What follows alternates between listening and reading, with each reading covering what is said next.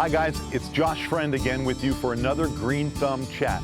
We're here at Eden Community Garden where we've met together today to talk about growing together and how watering is really an important thing to learn in our gardening.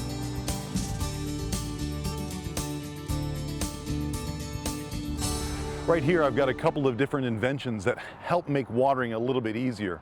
Because if you're anything like me, you've experienced so many watering woes. Why is my plant's leaves turning yellow? Why are some of the bottom leaves dropping off? And what's happening at the bottom of my plant? Well, my friends, it is difficult sometimes to know whether you've overwatered or underwatered, and so good watering practices are important. One of the things that you can do is you can track this thing down by using a log of sorts. And it's really helpful to do this, especially if you're trying to train yourself into good watering habits. And then you can find out really what's happening.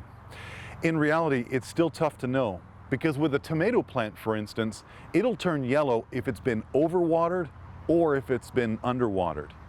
Usually those are indications that there's some sort of lack of balance within the soil itself. I will tell you though, by way of watering practices, you want to be watering in the morning or in the evening when the sun is already down.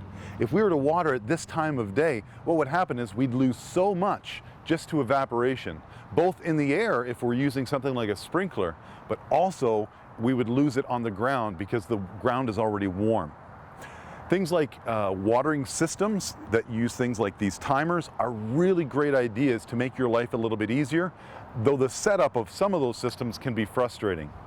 For one of my gardens at home, I use one of these timers just with a soaker hose that goes on for 15 minutes twice a day, once in the morning and once in the evening, and I can even change the settings. On a digital one like this, it gets even more in-depth. So now you've got a couple examples of something that costs anywhere between $20 or $30, something like that, in order to make watering a little bit easier. There are things like this that we can do so that we can continue to grow together. So happy gardening and happy watering.